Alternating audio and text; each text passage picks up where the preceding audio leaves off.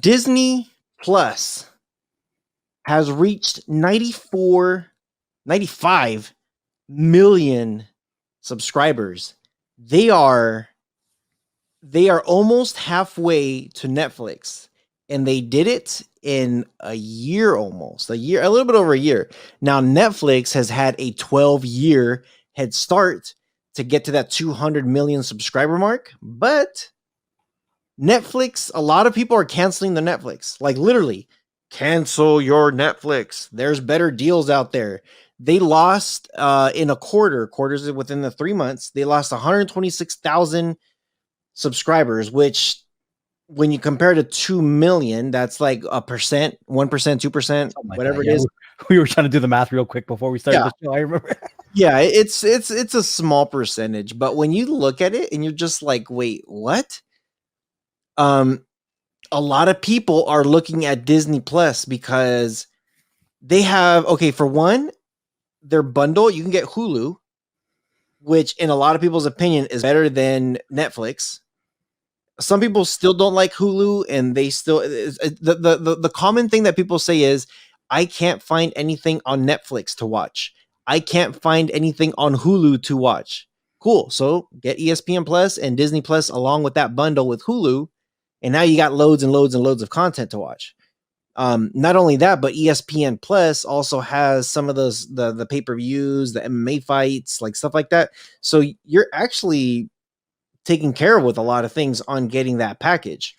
But Disney Plus, their subscriber count, this is as of January 2nd, 94.9 million of this year.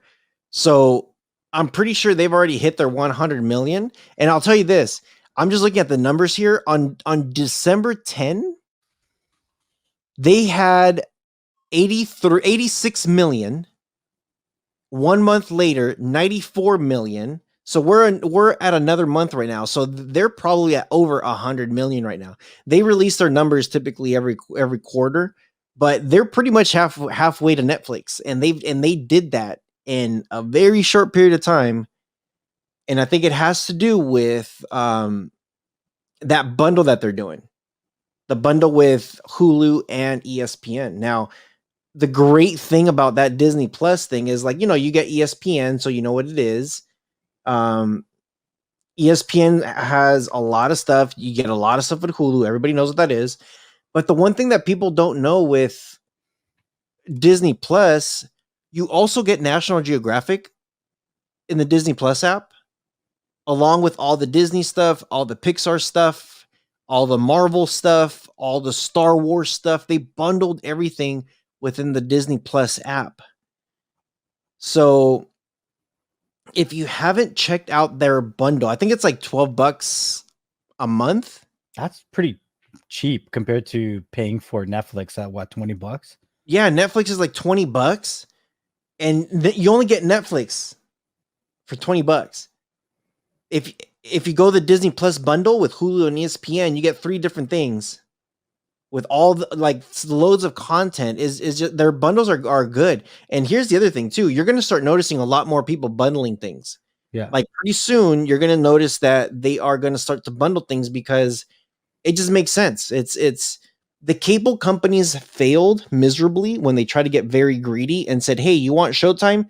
$10 a month. You want HBO? That's an additional $10 a month. You want Epix channels? That's an additional $10 a month. Oh, you want the NFL Sunday ticket for the season? It's going to cost you $600. Well, you want the NBA games? Cool, it's going to cost you X amount of money. They're just adding and adding and adding and adding so much to the point. Like, for crying out loud, freaking YouTube has their own TV service now. Mm-hmm. YouTube's like, hey, we can get into streaming. Why don't we have our own IPTV service? We'll have our own IPTV service to give out. PlayStation tried it and failed because they were charging too much. The PlayStation View. They actually had some good content on there with PlayStation View. Yeah, they had some great stuff, but they were too expensive. They were just as expensive as the cable companies were. And the difference between what PlayStation View and like I'll compare Netflix. I'll compare Netflix. Netflix has their original movies and TV shows that you could watch. That's included. They have a lot of free stuff in there that's also included. Plus their live stuff, like their bundle packages is they have some really good deals, you know? And I think that's what it is. Everything right now is how can we make a bundle package, a bundle service to say, hey, we're going to put everything together in one. It's going to cost you about $20 a month, and you get some live, like the good stuff, and some VOD from a legitimate company like YouTube. You know, we've talked about it in the past, and I'm going to continue saying it because Netflix needs to do this. Netflix needs to partner with things like the Comedy Channel. They need to come out and really dominate a certain sector and partner with their own partner with companies that are really going to make an impact, right? The other thing that I don't understand why Netflix doesn't have this yet, well, they have the Auto Next Play, but they really need something like a 24/7 channel, right? Imagine just, you log on, you see all of Arnold Schwarzenegger's playing movies playing back to back.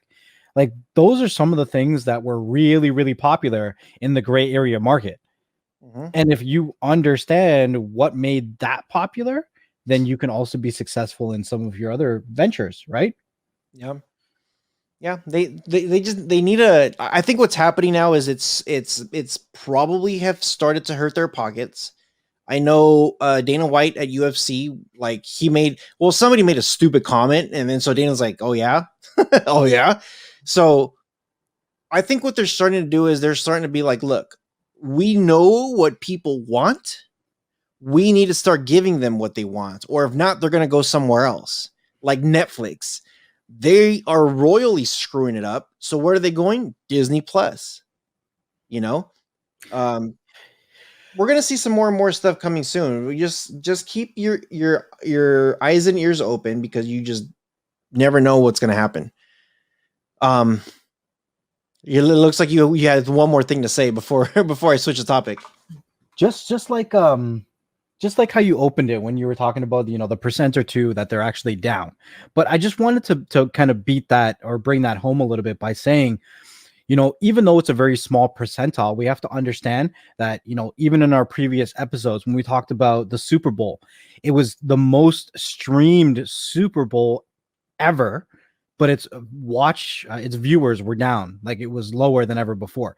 So what we're seeing as market trends is that more people are streaming things than ever before, even if less people are watching specific things. So if we look at Netflix dropping by 1% or 2% in regards to the amount of people that are subscribed to it or viewing it, that's actually a very exponential number. It doesn't mean that it dropped 1% or 2%. It means that it didn't jump 10%.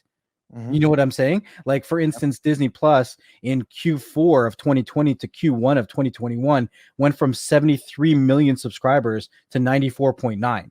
Like, that's an exponential number. And for Netflix to be going the opposite way, it means a whole lot more than 1 or 2%. So I think that we have to be very interesting in watching that. The other thing I wanted to mention was maybe because we're talking about everybody kind of watching their budget, watching their bottom line, Netflix might need to do the same thing. Instead of dropping $50 million on contracts, they need to take that same amount of money and restructure their business. Maybe instead of paying, I don't want to say this, but maybe instead of paying people like Dave Chappelle $50 million for 5 episodes, maybe pay him 30 for 2 or 3 or 4, and then figure out how that other $20 million can change their business in the short term. Like actually how it runs, not the content.